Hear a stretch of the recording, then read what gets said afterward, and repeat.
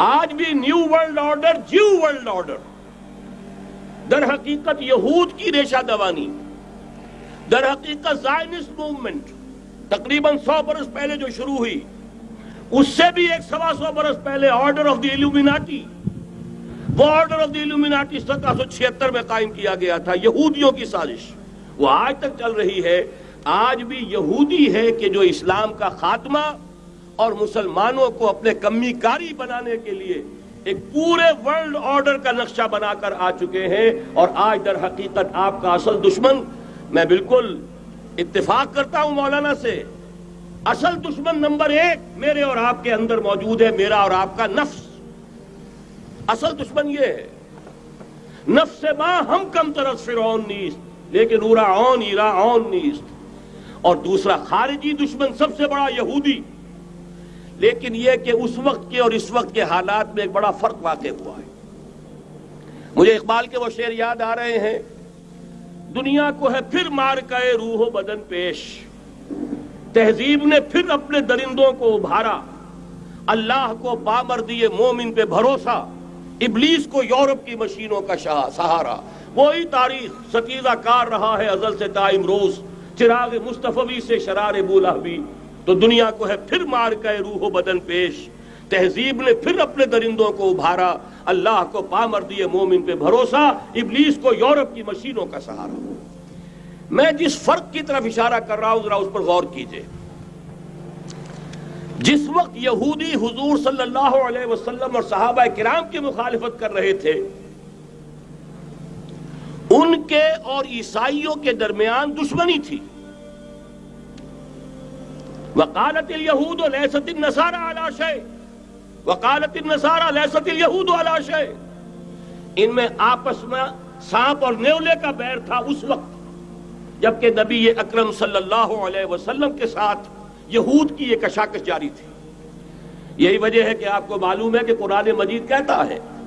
کہ بدترین دشمن تمام انسانوں میں اہل ایمان کے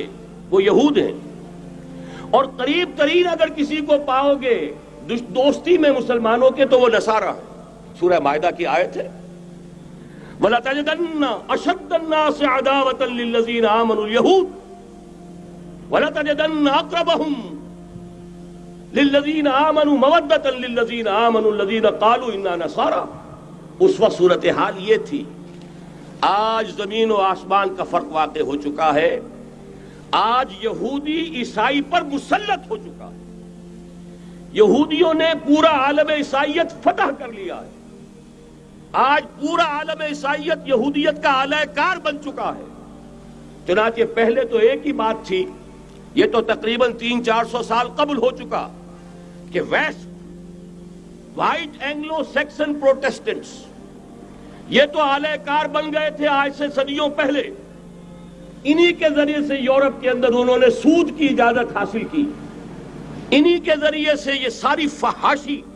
اور یہ ساری عریانی کا جو بازار گرم کیا، یہ در حقیقت آزاد خیالی، لبرلزم، حریت فکر، حریت عمل، میں آزاد ہوں، میں ننگا جانا چاہتا ہوں بازار میں، آپ کون ہوتے روکنے والے؟ آپ اپنی آنکھیں بند کر لیں، ہم آزاد ہیں، ہم 2 مرد ہیں، شادی کرنا چاہتے ہیں، شوہر اور بیوی کی حیثیت سے رہنا چاہتے ہیں، آپ کون اعتراض کرنے والے؟ یہ سارا یہود کی سازش۔ اور آپ کو معلوم ہونا چاہیے جب تک پوپ کا کنٹرول تھا یورپ پر، یعنی ابھی کیتھولک جو عیسائیت ہے وہ غالب تھی، اس وقت تک پورے یورپ میں سود حرام تھا، کہیں انٹرسٹ کا کاروبار نہیں ہو سکتا تھا۔ یہ پروٹیسٹنٹس کے ذریعے سے اس کی اجازت حاصل کی، نتیجہ یہ نکلا، علامہ اقبال شاعر مشرق اس صدی کے آغاز میں گیا تھا یورپ، اور وہاں جا کر اس نے دیکھ لیا تھا فرنگ کی رگے جہاں پنجے یہود میں ہے۔ معاشی اعتبار سے یہودیوں نے پورے یورپ کے اوپر اپنا تسلط قائم کر لیا تھا، اور یہ یہودی کون تھے؟ روتھ چائلڈز، گولڈ سمتھس، یہ گولڈ سمتھ جس نے شکار کیا ہے تازہ عمران خان، ایک ابھرتی ہوئی شے تھا، امیدیں وابستہ ہو رہی تھیں، پہلے ہی سے ایک ہیرو کی شکل میں تھا، وہ اسلام کی بات کرنے چلا تھا، وہ اپنے کلچر کی بات کرنے چلا تھا۔ گولڈ سمتھ 5 کروڑ پاؤنڈ تو پہلی سلامی ملنے والی ہے، یہ قیمت کس سے کی دی جا رہی ہے؟ غور کیجئے، اگر وہ سارا سازشی کردار جو یہود کا ہے وہ سامنے ہو تو ہر شے آپ کے سامنے بالکل ٹرانسپیرنٹ نظر آئے گی، آپ دیکھ سکتے ہیں کہ اصل میں ہو کیا رہا ہے۔ بہرحال مجھے جو دوسری بات کہنی تھی وہ یہ کہ یریدون لیطفئوا نور اللہ بافواہہم، اس وقت بھی یہودی تھا، آج بھی یہودی ہے، لیکن فرق یہ واقع ہوا ہے کہ اس وقت یہودی کے کنٹرول میں عیسائی نہیں تھے، بلکہ 1200 برس تک یہودیوں کے اوپر ظلم و ستم بلکہ ہوتا رہا عیسائیوں کے ہاتھوں۔ پورے یورپ میں پرسیکیوٹڈ تھے، انہیں اگر کہیں سہارا ملا مسلمانوں کے ذریعے سے اسپین میں ملا ہے۔ بن گوریان نے خود لکھا اپنی کتاب میں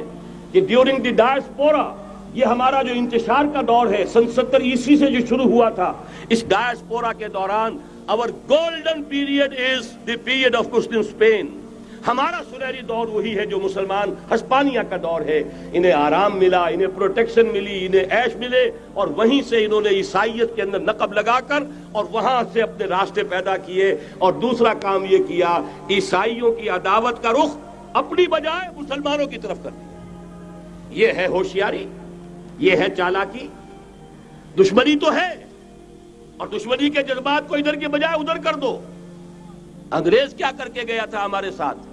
یہ کشمیر کا مسئلہ کیوں پیدا ہوا؟ انگریز نے 200 برس یا کہیں 100 برس ہندوستان پر حکومت کی تھی،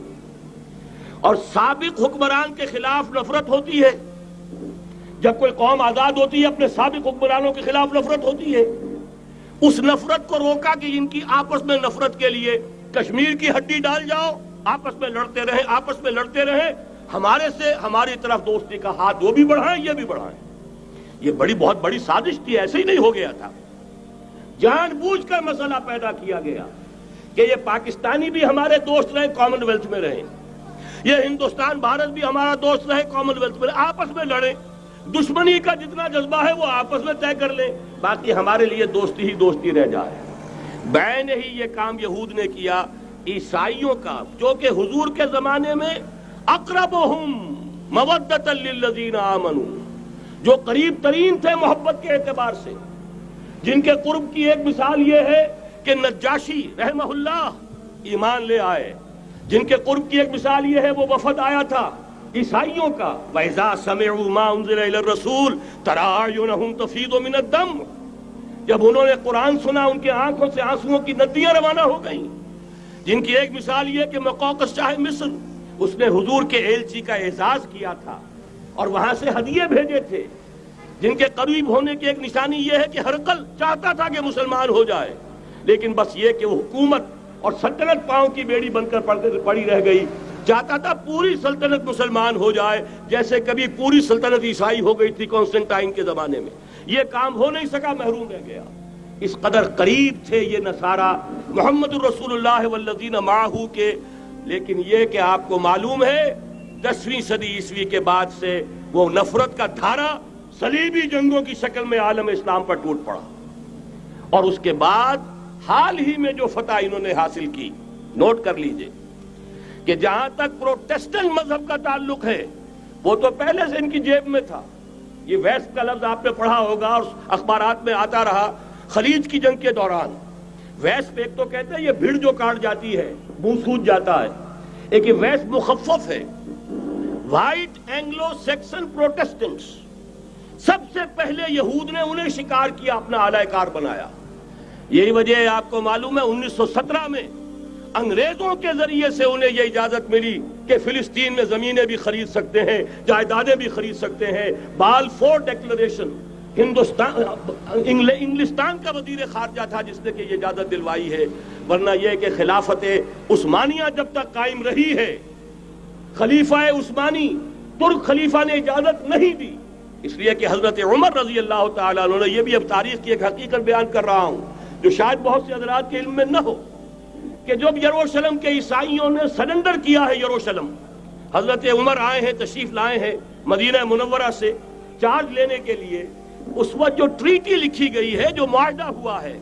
اس میں وہاں کے یہودیوں، یہاں کے عیسائیوں نے طے کرایا تھا کہ یہاں آپ یہودیوں کو آباد ہونے کی اجازت نہیں دیں گے۔ یہودی آ سکتا ہے، زیارت کر سکتا ہے، اپنے مقامات مقدسہ کو آ کر دیکھ سکتا ہے، یہاں آباد نہیں ہو سکتا۔ اور یہ کون شرط رکھ رہا ہے؟ عیسائی۔ اس وقت تک عیسائیوں کی دشمنی یہودیوں کے ساتھ اس درجے میں تھی، اور یہی حضرت عمر رضی اللہ تعالی عنہ کی وہ شرط تھی کہ سلاطین عثمانیہ، خلفائے عثمانیہ نے بھی، حالانکہ یہودیوں نے بڑی سے بڑی رشوت دینے کی کوشش کی ہے، سلطان عبدالحمید خان کو یوں سمجھیے کہ سیم و زر سے خریدنے کی کوشش کی ہے، لیکن اس کے باوجود ان کا کہ جو فیصلہ حضرت عمر کر گئے تھے، جو کمٹمنٹ رضی اللہ تعالی عنہ ان کی ہے، میں اس سے سرے منہ انحراف نہیں کر سکتا۔ اصل میں اسی کی تو صدا ہے جو فری میسنری کے ذریعے سے خلافت کا خاتمہ کرایا گیا، کہ یہی سب سے بڑی رکاوٹ ہے۔ اگر خلافت ختم نہ ہوتی اور اگر کہیں جہاد کا اعلان خلیفہ عثمانی کی طرف سے ہو گیا ہوتا تو یہ کہی تھی بات، جب حضرت شیخ الہند رحمۃ اللہ علیہ جب یہ اسیری میں تھے مالٹا میں، تو وہاں کا انگریز کمانڈنٹ، اس نے چونکہ وہ کچھ مرید ہو گیا تھا یا کم سے کم عقیدت مند ہو گیا تھا، ایک روز حضرت شیخ الہند نے ان سے سوال کیا اس شخص سے کہ آپ لوگ ہماری خلافت کے پیچھے کیوں پڑے ہوئے؟ یہ تو بیمار تم خود کہتے ہو، یورپ کا مرد بیمار ترکی، آپ کو کیا ڈر ہے اس سے؟ آپ کیوں اس بیچاری خلافت کے در پہ ہیں؟ اس شخص نے جواب دیا تھا، مولانا اتنے بھول پن کے ساتھ بات نہ کیجئے، ہم بھی جانتے ہیں آپ بھی جانتے ہیں، اگر کہیں خلافت عثمانیہ کی طرف سے جہاد کا اعلان ہو گیا تو پورے عالم اسلام سے لاکھوں مسلمان اپنے سروں سے کفن باندھ کر نکل آئیں گے۔ آج اس گئے گزرے دور میں بھی اس کمزور اور یوں سمجھیے کہ نام نہاد خلافت کے اندر اتنی جان ہے، اتنی طاقت ہے، لہذا اس کو ختم کیا گیا۔ اور ختم کرایا گیا کن کے ذریعے سے؟ وہ جو مسلمان کہلاتے ہیں تھے فری میسن، مصطفیٰ کمال پاشا فری میسن،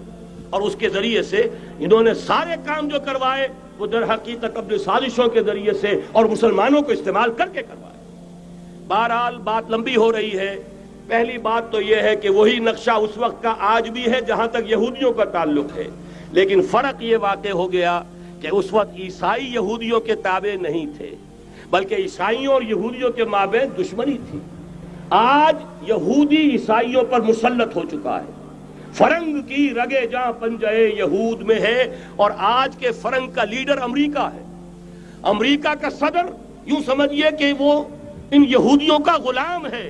مجال نہیں کہ ان کی مرضی سے ادھر سے ادھر ہو جائے، اور اگر کوئی غلطی سے ادھر سے ادھر ہو جائے تو اس کا پتہ چاک ہو جائے گا۔